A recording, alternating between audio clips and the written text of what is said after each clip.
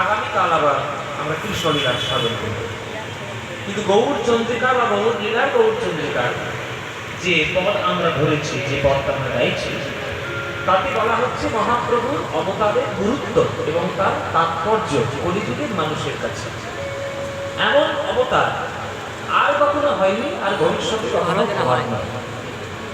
কেননা জগতে আশ্চর্য জিনিস একবারই কথা। তাজমহল একটাই হয়েছে, চীনের প্রাচীর একটাই হয়েছে, এটা কি বারবার হবে? হবে। সেই জন্য বাংলার মধ্যে সব থেকে আশ্চর্য হচ্ছে মহাপ্রভুর অবতার। এই অবতার আগে কখনো হয়নি, আর কখনো হবে না। কেন না? প্রতিদিন বিদা বলো প্রেমেরও ভান্ডার।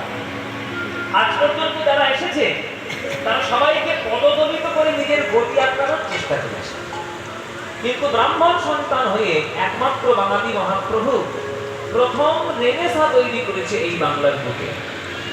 জাত পাত ধর্ম বর্ণ উঁচু নিচু ভেদাভেদ সকল কিছু পরিত্যাগ করে দিয়ে একমাত্র নিমান সবার চরণ ধরে মানবতার মালা পরানোর চেষ্টা করেছিল। আমরা বাঙালি হয়ে সেই মানবতার মালা যদি গ্রহণ করতে না পারি মহাপ্রভুর থেকে, তাহলে আমাদের জন্ম বেকার। শুধু এসছি, অক্সিজেন নষ্ট করছি, খাদ্য নষ্ট করছি, জগতে সর্বনাশ করে চলে যাচ্ছে। সেটা যেন না হয়। বাঙালি হয়েছেন, বাংলায় জন্ম নিয়েছেন, যে আপনাকে এই এত অত্যাধুনিক জীবনটা গড়তে শিখিয়েছে, সেই মহাপ্রভুর চরণে যদি আপনি মন প্রাণ সমর্পণ না করেন, তাহলে জীবন আপনার বৃথা। সেইটাই বড় কর্তা পদাবলীর মধ্যে বর্ণনা করেছে।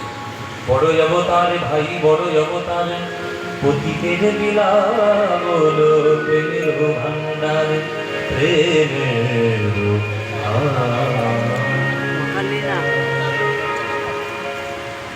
পতিতের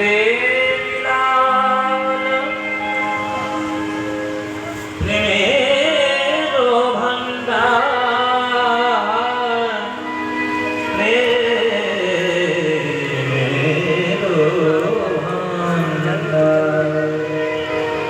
পতিতের বিলাপ বলো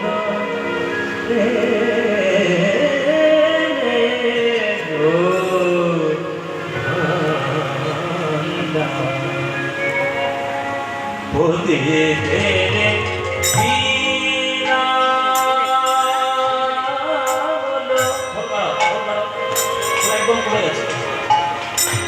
ঠিক করে করো, আর বাইরের আউটসাইডে বিষয় হচ্ছে আমাদের ইনপুট নেই, মনিটরটা ভালো থাকে। প্রেমের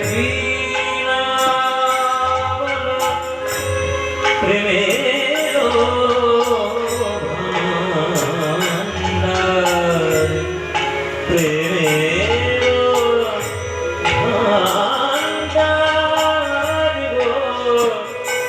প্রেমের ভান্ডার,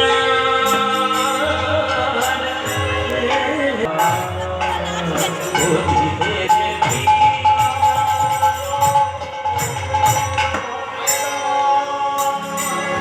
বড় অবতার, বড় অবতার, বড় অবতার, আমার গৌর হরির মতো অবতার নাই।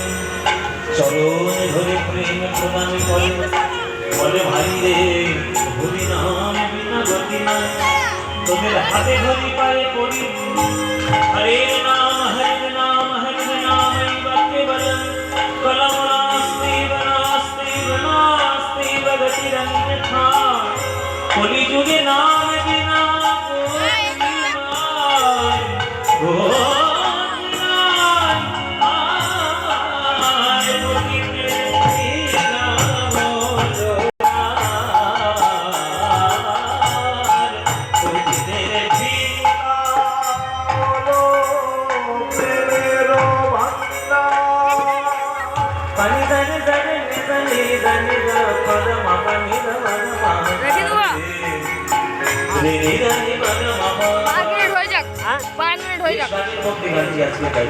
राग देश देश राग बजे है सरगम हर तरफ से गूंजते हैं देश राग। देश राग और आप संपूर्ण